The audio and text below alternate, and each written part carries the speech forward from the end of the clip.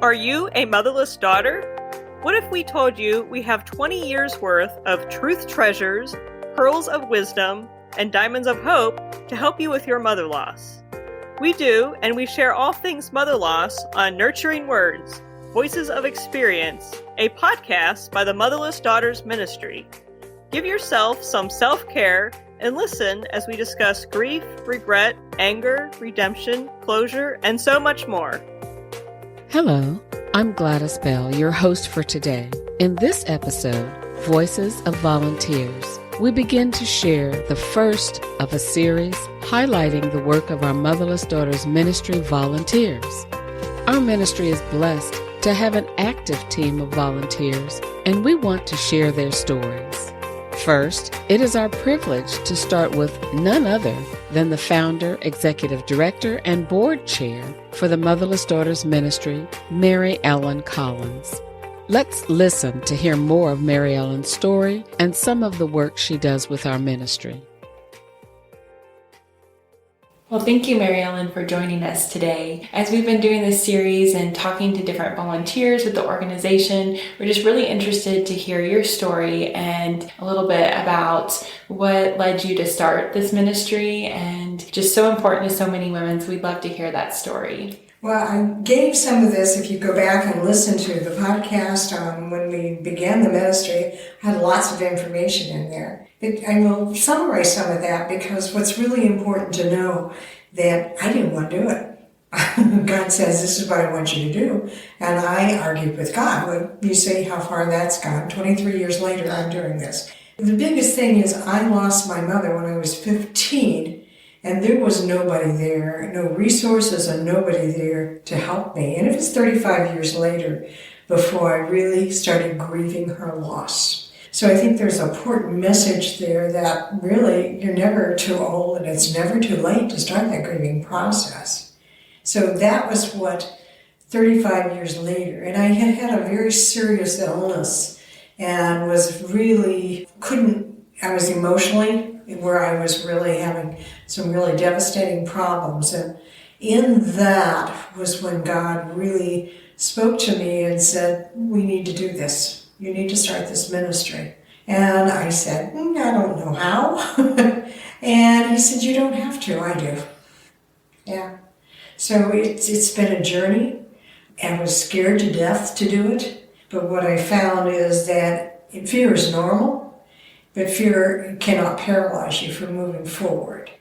But fear is false evidence appearing real, or it means you can face everything and run, or you can rise up in all of this. So it's really important to know, don't ever let the fear stop you, because I was scared to death. I didn't know what I was doing. I knew that I had a calling, and the initial calling obviously was to help me. I had gone to a counselor because of the illness that I was trying to get over.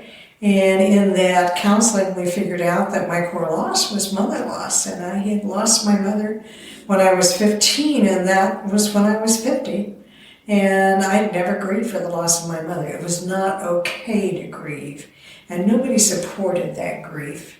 So I was a 15-year-old trying to navigate life and trying to figure out what I need to do and stuffing the grief.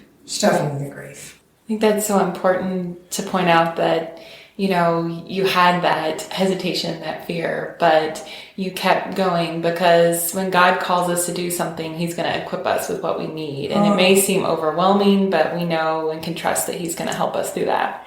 Well, I kept saying to him, I don't think I'm interested. And he said, but this is what I want you to do. I said, no, maybe you didn't hear me right. I'm not interested. We don't talk that way to God. That I was surprised I wasn't struck by lightning and singed. But the thing is, he pursued me because he knew that I needed to use my pain to help others. Yeah. Through the process and through all the women that you've worked with and all the things that you've done, are there certain things that you can see that God's really given you? You've given tools to so many women, but what are some of the things that maybe stick out to you that you've found out about yourself or that God's given you? Well, it's a growth. It's always a growth. Mother loss is never one and done. You never get over it. You get through it. and you learn how to manage it. And I think that every woman who comes into my life that crosses my path because of mother loss and the Motherless Daughters Ministry gives me something. You know, my job and my role and my passion is to help them, but I get something too. You know, it just makes your heart sing when you can help somebody else. And I'll tell you, we have a journey retreat every year, and it makes my heart sing to see the faces of the women when they come in and when they leave. They're different people. They look different. Those that they're wearing their stress look relieved.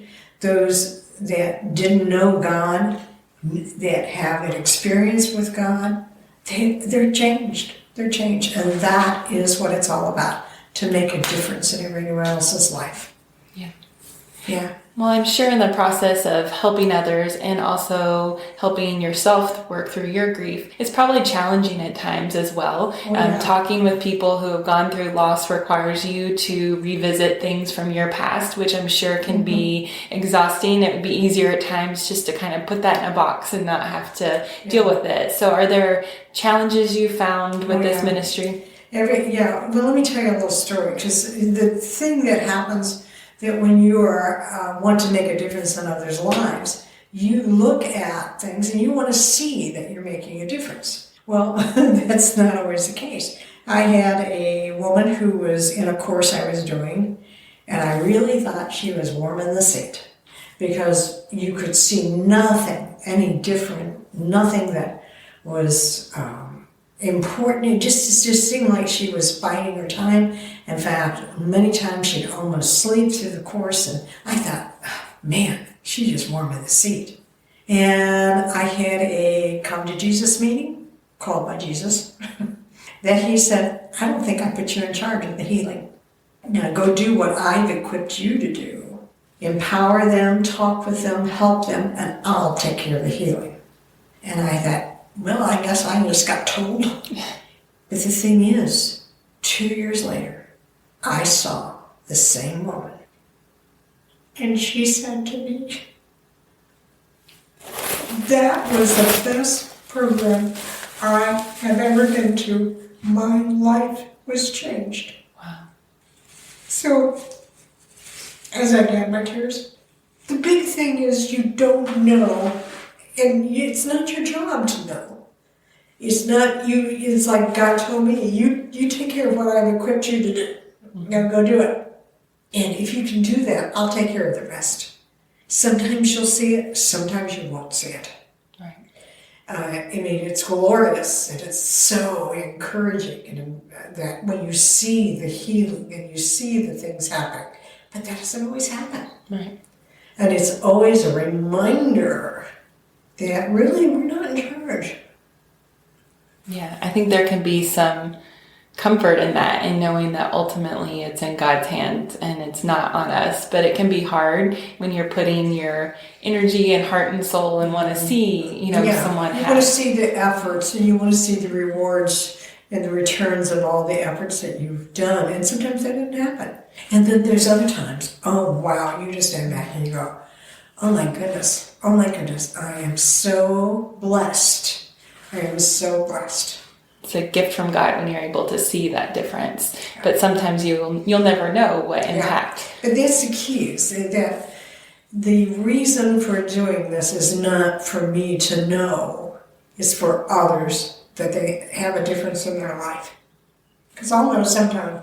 Yeah.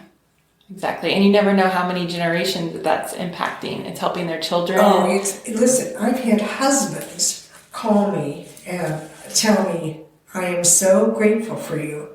You've made a difference in my wife and in our marriage and our lives. I don't know what I would have done without you. Huh.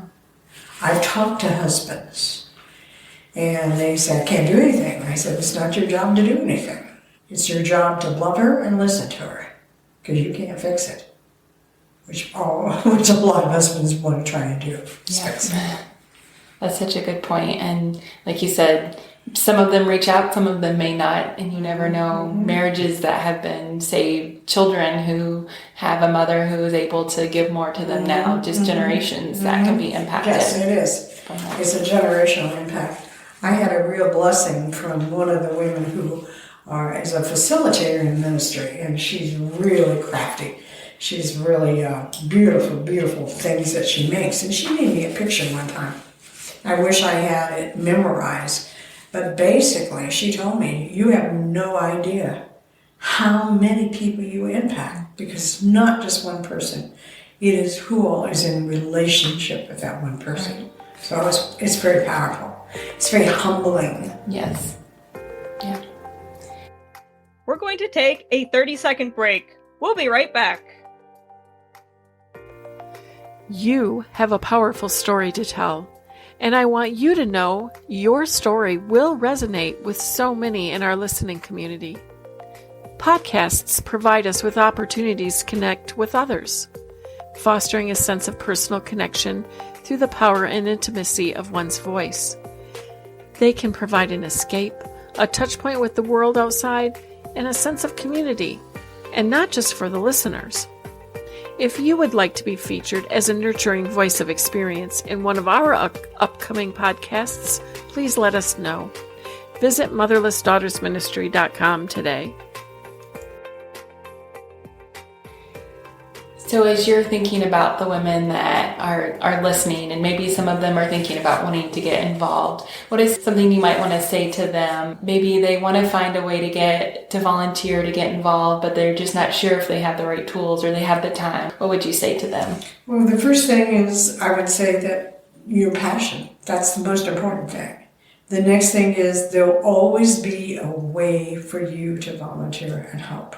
And, you always list things out, but those things are a list to get as a jumping off point, because there's so many ways to touch others and help others. I mean, from the smallest thing to the very largest thing. And I don't mean small versus large as far as in the job scope, short term. Volunteering always has to fit into your life. It can't be an add-on. It has to be something that you can be part of your life. So if you work at 3 o'clock in the morning and that's your best time, then you want to volunteer. But that's not a role that you would want to say, I need to volunteer with somebody who is only available during the daytime. It needs to fit your lifestyle. If you're a person that just wants to do project work, that's wonderful. There is always a way for you to make a difference. And I'm sure you've seen some of the women that maybe have gone through a class and then become a volunteer, and you've gotten to see their journey continue and their healing continue. Yeah, there's no question about it.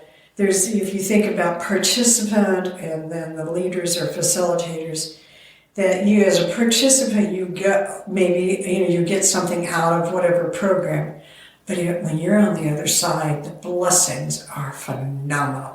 This is the way for you to continue your healing, is by helping others, by blessing others.